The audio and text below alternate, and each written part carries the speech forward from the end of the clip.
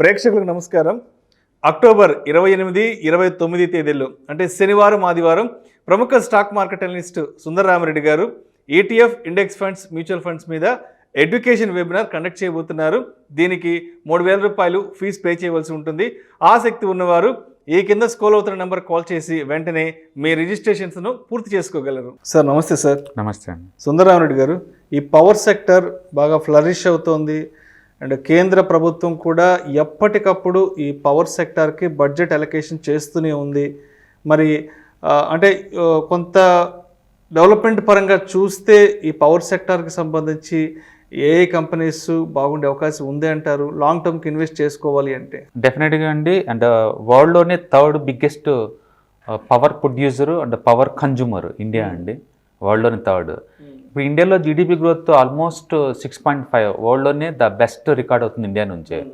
GDP ఎంత ఎక్కువ పెరుగుతుందంటే అంత పవర్ కన్జంప్షన్ ఇంకా పెరుగుతుంది.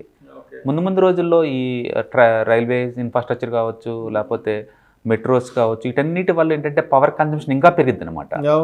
ఇండియా ఇప్పుడు మ్యానుఫ్యాక్చరింగ్ హబ్ అవుతుంది కాబట్టి వరల్డ్ మొత్తానికి ఇక్కడ ఇంకా ఎక్కువ పవర్ డిమాండ్ రాబోతుంది. ఇయర్లీ యావరేజ్ మీద 8% పవర్ డిమాండ్ పెరుగుతుందండి ఇండియాలో. ఇండియా కూడా దానికి తగ్గట్టే రెడీ అవుతుంది అనమాట. సో టోటల్ ఇండియాలో మనం చూసుకుంటే పవర్ ప్రొడ్యూస్ అవడానికి థర్మల్ అంటే కోలు, గ్యాస్, డీజిల్ వీటి మీద ప్రొడ్యూస్ చేసి 57% ప్రొడ్యూస్ చేస్తున్నారు వీటి నుంచి థర్మల్ ప్రాజెక్ట్. అండ్ వాటర్ నుంచి హైడ్రో ప్రాజెక్టుల నుంచి 11% పవర్ క్రియేట్ చేస్తున్నారు. అండ్ రెన్యూవల్ ఎనర్జీలు 30% అనమాట. విండ్ ఎనర్జీ, సోలార్ ఎనర్జీ వీటి నుంచి. న్యూక్లియర్ ఎనర్జీ 1%, 1.6% అనమాట. సో మనకు ఎక్కువ టైర్ అవుతుంది థర్మల్ విద్యుత్ అనమాట. ఆల్మోస్ట్ 57%. ఓకే. అండ్ ఈ ఏరియాలో అంటే మనకి పవర్ ప్రొడ్యూసర్లో మనం తీసుకున్నాం అనుకోండి, coal producer, coal mining owner coal India అంటే అది అక్కడ చూసుకోవచ్చు. థర్మల్ దాంట్లో BHEL కానీ, L&T అండ్ థర్మాక్స్ ఇవి చూసుకోవచ్చు. అలాగే సోలార్లో రిలయన్స్, అదానీ గ్రీను, టాటా పవర్, ఈ 3 సోలార్లో మంచి లీడింగ్లో ఉన్నాయి. అలాగే విండ్లో Inox wind and Suzlon wind ఎనర్జీలో. అండ్ పవర్ జనరేషన్లో NTPC, Tata power, JWS steel energy అనమాట.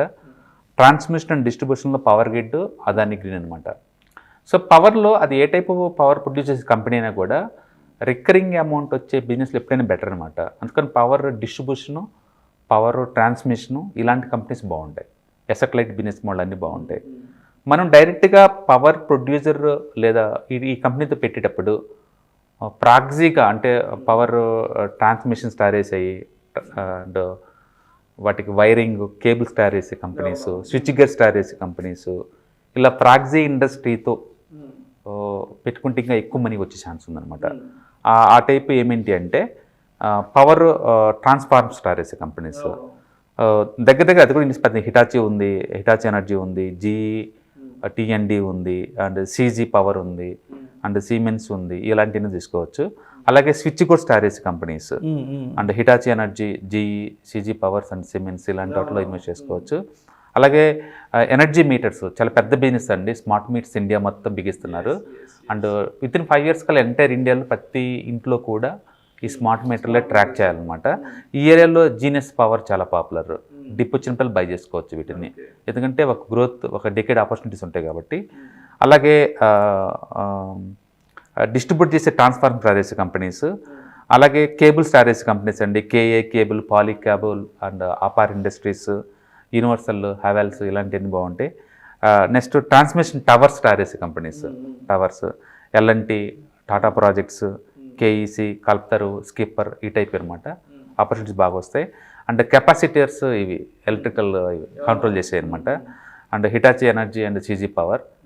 అలాగే insulator storage companies, Aditya Birla insulators, Hitachi energy బాగుంటాయి. అలాగే conduct storage companies, Apar industries. ఇలా మనం ప్రాక్సీ ప్లేయర్స్తో కూడా మనం చేసుకోవచ్చండి. అంటే పవర్ చాలా పెద్ద బిజినెస్ నెక్స్ట్ ఒక డెకేడ్కి.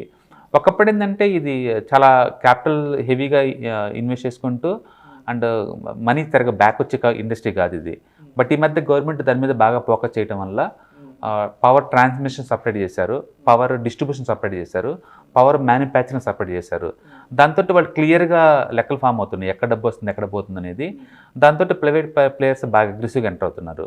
ఈ మధ్య సోలార్ అండ్ హైడ్రో పవర్లకు అయితే చాలా అగ్రెసివ్గా ఎంటర్ అవుతున్నారు ప్రైవేట్ ప్లేయర్స్ కూడా. కాబట్టి ముందు రోజుల్లో ఈ ఇండస్ట్రీ ఇంకా పెద్దగా పెరిగే ఛాన్స్ ఉంది. రెండోది ఏసీఆ మొత్తానికి పవర్ గ్రిడ్ కడుతున్నారు ఇండియా వాళ్ళు. అంటే మన దగ్గర మిగిలిపోతే ఈ కరెంట్ని పక్క దేశాలకు అమ్మే ఫెసిలిటీ ఇచ్చారు. అట్లా శ్రీలంకతో ఆల్రెడీ పవర్ గ్రిడ్ ఉంది, భూటాన్ ఇట్లా పక్కన దేశాలతో కూడా పంపిస్తున్నారు అనమాట.